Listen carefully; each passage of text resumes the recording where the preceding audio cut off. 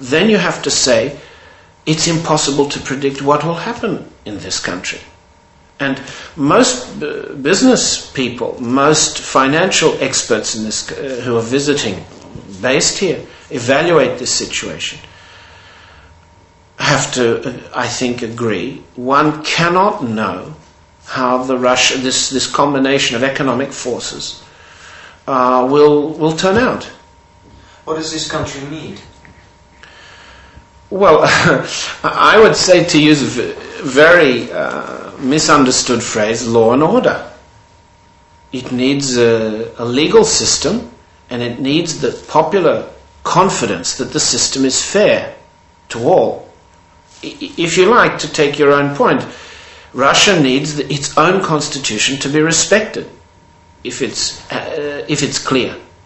Because the constitution is vague and contradictory and ambiguous, and all constitutions are, it has to have popular confidence through a court system, through a parliament system, through government debate, through the press, to build up the sense that while I don't agree, if I'm aggrieved by a decision of today, I will stick in the system because tomorrow I will be better off. This basic confidence in Russia doesn't exist at the level of individuals and doesn't exist at the level of organizations.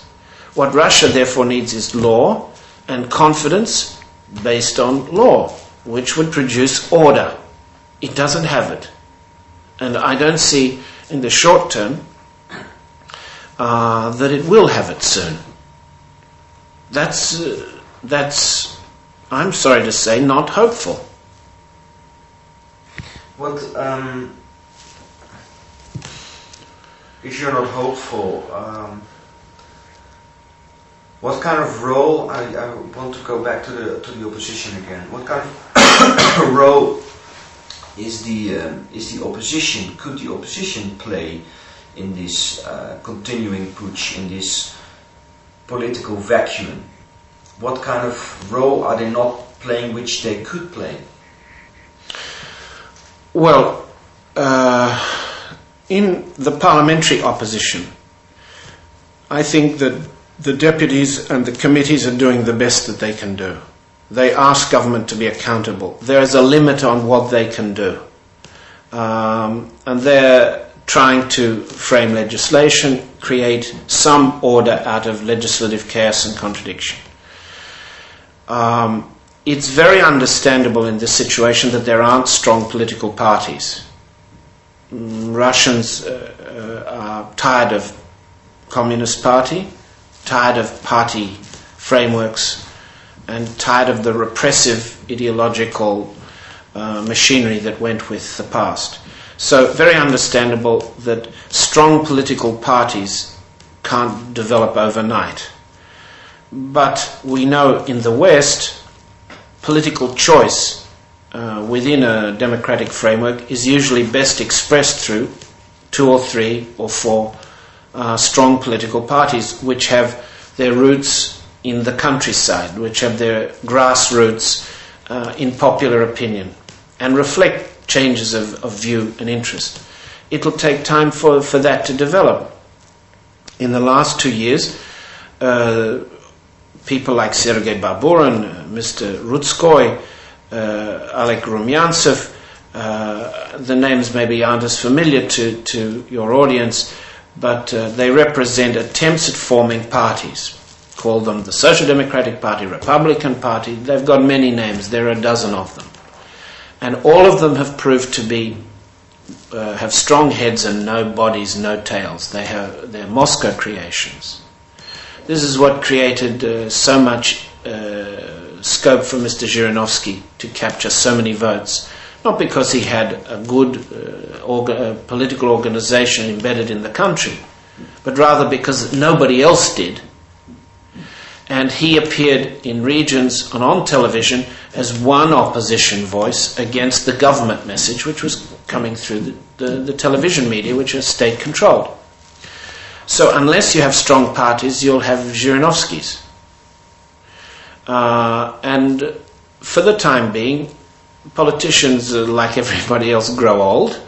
They're in a hurry. They want power now. And they haven't if you like, the time to create strong parties. They try, and events have overtaken them.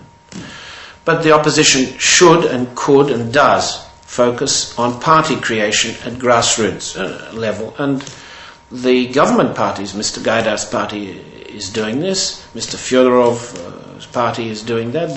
These are the pro-government parties. The opposition is doing the same. In what way do you think that the West is misinterpreting democracy for Russia? I don't think the West misinterprets democracy in Russia. I don't think the Western press, by and large, is interested in reducing the threat from Russia to the West. Western countries haven't lost their national interests. They don't want, for their reasons, to be threatened by a resurgent Russia or by a revived Soviet Union.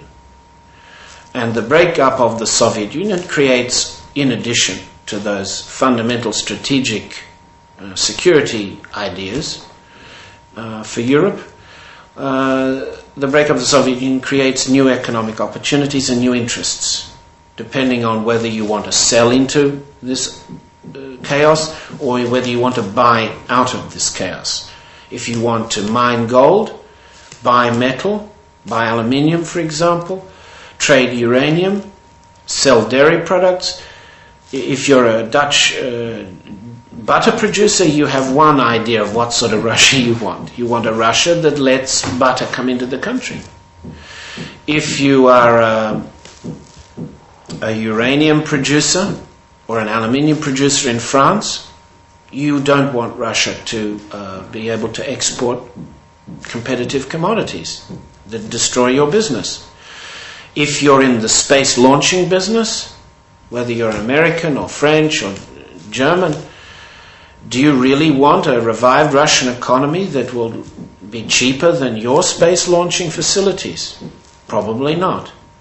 So I think the West, the one misunderstanding that a television audience or a newspaper audience in the West can have is that there is a choice between one Russia that's pro-Western and another Russia that's anti-Western. Right now, just as Russia's broken up into, let's say, economic pieces, Western opinion is broken up into pieces too, so that in every country of Europe and North America, there are lobbies in favor of doing some things that will benefit their economic engagement with Russia, and there are lobbies in favor of the reverse. So in every Western country, you have a conflict over what's best for us in this strange beast called Russia. But I don't think anybody is looking so sweetly and so generously across the border at Russia and hoping that it should become a paradise of democracy and Western-style capitalism. If it does that, then economic interests, political interests in the West might suffer. So let's just say everybody pursues their own national interest in the future of Russia, and everybody comes to Russia to help that national interest along. But can you say that the current leaders of Russia, are they protecting national interest? Their national interest? Another way, is something developing? Well, there's a national argument going on about what Russia's national interests are. And because the government is so weak, this is a government that doesn't command its army, that doesn't collect its tax, that can't defend its border. Standard criteria throughout Europe, throughout the history of Europe, that signify a very weak government indeed. So it's very understandable that the debate over what national interests Russia should give their priority to should be so sharp. The army says we must have defined borders, we must defend them, we must spend on the defense of the nation. The foreign ministry says, but we must redefine what the territorial frontiers of this nation are. But that's not so easy, since there are 25 million Russians living beyond the current borders of the country.